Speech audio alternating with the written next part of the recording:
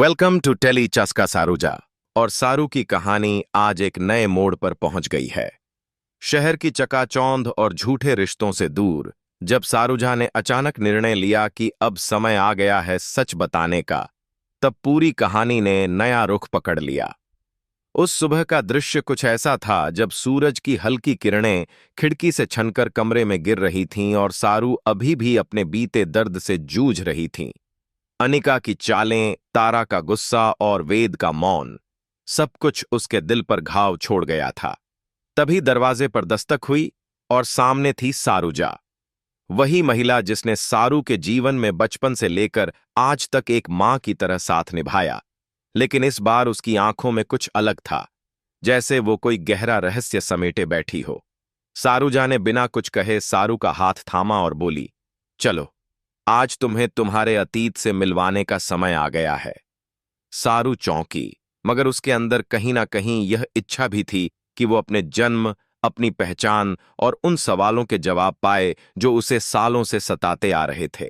दोनों ने शहर की भीड़ पीछे छोड़ी और एक पुराने रास्ते पर निकल पड़ीं, उस गांव की ओर जहां कभी सारू की जिंदगी की शुरुआत हुई थी। रास्ते में पेड़ों की सरसराहट, हवा की महक और मिट्टी की खुशबू जैसे अतीत को जीवित कर रही थी। सारूजा पूरे रास्ते चुप रही। सारू बार बार कुछ पूछना चाहती थी, मगर उसकी चुप्पी में ही इतने उत्तर थे कि शब्द खोखले लगते। जब वे गांव के प्रवेश द्वार पर पहुंची तो सारू का दिल तेजी से धड़कने लगा। वहां हर चीज उसके लिए अजनबी थी, फिर भी किसी अनकहे जुड़ाव का एहसास हो रहा था। सारूजा उसे एक पुराने घर के सामने लेकर रुकी। टूटी दीवारें, जंग लगे दरवाजे, मगर आंगन में वही तुलसी का पौधा अब भी था जो जैसे वर्षों से किसी का इंतजार कर रहा था। यही है तुम्हारा घर, सारूजा ने धीमे स्वर में कहा। सारू की आंखों से आंसू छलक पड़े। पर मेरा घर तो शहर में है, ये जगह कौन सी है? उसने पूछा। तभी सारूजा ने उसकी ओर देखकर कहा, नहीं सारू, यही वो जगह है जहां तुम्हारा जन्म हुआ था और अब तुम्हें सब सच जानने का हक रहने के रे। सारू के दिल की धड़कनें रुक सी गईं। सारूजा ने एक लंबी सांस ली और अतीत की परतें खोलनी शुरू कीं। कैसे सारू की मां गांव की सबसे नेक और साहसी महिला थी, जिसने समाज की परवाह किए बिना अपने बच्चे को जन्म दिया। कैसे कुछ लोगों की साजिश के कारण उसे अपना घर छोड़ना पड़ा, और कैसे सारूजा ने उस नवजात सारू को अपने साथ शहर ले जाकर पाला ताकि वो एक नई जिंदगी पा सके। सारू स्तब्ध रह गई। उसे अपने अतीत की वो सच्चाई सुनकर विश्वास नहीं हुआ जिसे इतने सालों तक उससे छिपाया गया था। लेकिन यह सब सुनकर उसके अंदर का दर्द और गुस्सा दोनों उमड़ आए। आपने मुझसे यह सब क्यों छिपाया? उसने फूट फूट कर पूछा। सारूजा की आंखों में भी आंसू थे, क्योंकि अगर मैंने तब सच बता दिया होता तो तुम वो मजबूत लड़की नहीं बन पाती जो आज हो। तुम्हें अपनी पहचान पाने के लिए पहले खुद को खोजना जरूरी था। यह कहते हुए उसने सारू को गले लगा लिया। अब सारू के दिल में सवालों से ज्यादा सुकून था। उसे लगा जैसे वह किसी अधूरी कहानी का आखिरी पन्ना पढ़ चुकी हो। गांव की हवाओं में उसे अपनी मां की याद महसूस हुई और सारूजा की गोद में उसे अपनापन।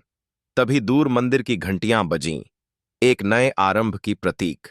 सारू के मन में अब शांति तो थी, लेकिन उसके सामने नए सवाल खड़े थे। क्या वह अब शहर वापस जाएगी? क्या तारा और अनिका को यह सच्चाई बताएगी, या अपने अतीत के साथ नया भविष्य बनाएगी? गांव की सादगी ने उसके दिल को छू लिया था। वहीं के लोगों ने उसे अपनाया, जैसे वो हमेशा से वहीं की रही हो। सारूजा ने कहा, अब निर्णय तुम्हारा है बेटी। सच जानकर आगे बढ़ना आसान नहीं होता, लेकिन यही सच्चाई तुम्हें मजबूत बनाएगी। सारू ने गांव के मंदिर के पास जाकर प्रणाम किया। उसे अपनी मां की आत्मा का आशीर्वाद महसूस हुआ। उस पल उसने ठान लिया कि अब वो किसी के झूठ में नहीं जिएगी। वो शहर लौटेगी, लेकिन अब किसी के नियंत्रण में नहीं। अब वो अपने लिए जिएगी, अपने सच्चे रिश्ते ढूंढेगी और अपने जीवन का रास्ता खुद तय करेगी। शहर लौटते वक्त रास्ते में कई दृश्य उसकी आंखों के सामने घूम गए।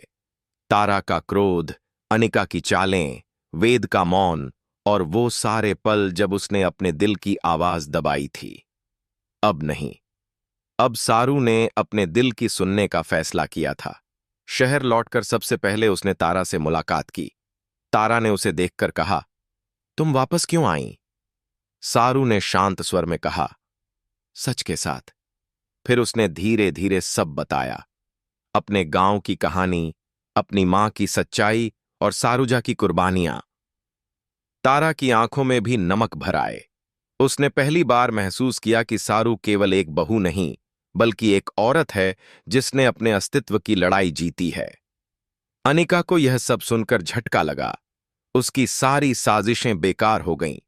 अब सारू के पास वो ताकत थी जो किसी झूठ को उजागर कर सकती थी। उसने परिवार के सामने सच्चाई रखी और पहली बार सबने उसके दिल की बात सुनी। वेद, जो अब तक चुप था, आगे बढ़कर बोला, मुझे माफ कर दो सारू, मैं तुम्हारे दर्द को कभी समझ नहीं पाया। सारू ने मुस्कुराते हुए कहा, अब सब माफ है, क्योंकि अब सब साफ है। घर में फिर से खुशियों की लहर दौड़ गई। सारूजा, जो चुपचाप यह सब देख रही थी, अपने चेहरे पर गर्व और शांति दोनों लिए खड़ी थी। उसने अपनी जिम्मेदारी पूरी कर ली थी। एक बच्ची को उसकी पहचान दिलाई, एक औरत को उसकी शक्ति का एहसास कराया और एक परिवार को सच्चाई से जोड़ दिया। अब सारू सिर्फ एक नाम नहीं, बल्कि एक प्रेरणा बन चुकी थी। उसने साबित किया कि चाहे सच कितना भी दर्दनाक क्यों न हो, उसे जानना और स्वीकार करना ही असली जीत होती है। गांव से शहर तक का यह सफर सारू की आत्मा की यात्रा थी। मासूमियत से जागरूकता तक, निर्भरता से आत्मनिर्भरता तक। और जब रात को